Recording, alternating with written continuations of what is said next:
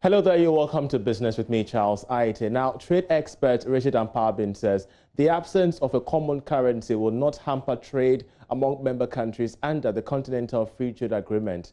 26 out of 54 countries have so far signed on to the Trade Pact, which is expected to boost intra-African trade by $35 billion per annum. Despite this, critics say the absence of a common currency will hinder implementation, but trade expert Richard Ampabin disagrees. The monetary framework and allow businesses to flourish. We have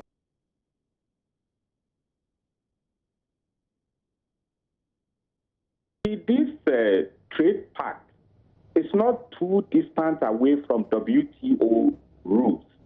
And if you ask me, trade in the world now revolves around the dollar and the sterling and the yen and what have you. So Africa not having a common currency is not an inhibition to trade. If you care to know, EU, not all the members are on euro.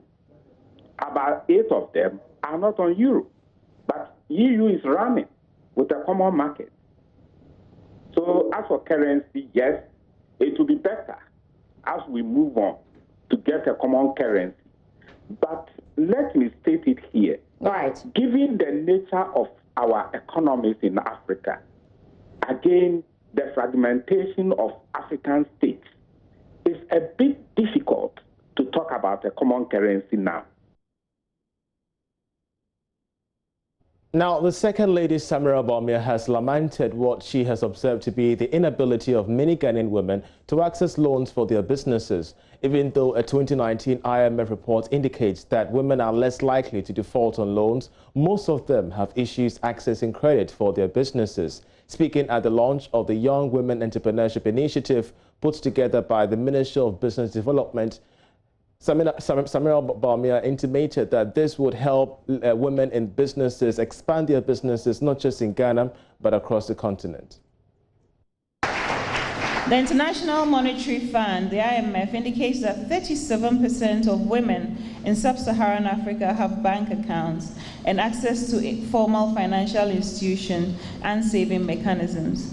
These low rates persist despite the fact that women are less likely to default on loans than men. Mr. Minister, women pay their loans, so give them more. The effect of this is the continuous low market share of women entrepreneurs. This ought to change, and I believe from today we will see that change. The narrative in this country would change, and it has to change. For entrepreneurship to thrive, there is the need to create an enabling environment which allows business to flourish. Ensuring that this becomes a reality is the collective responsibility of both government and the private sector.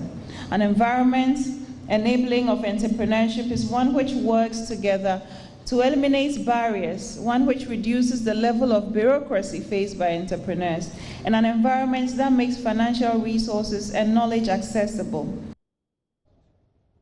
And that's it by way of business. Sport is up next. Do stay.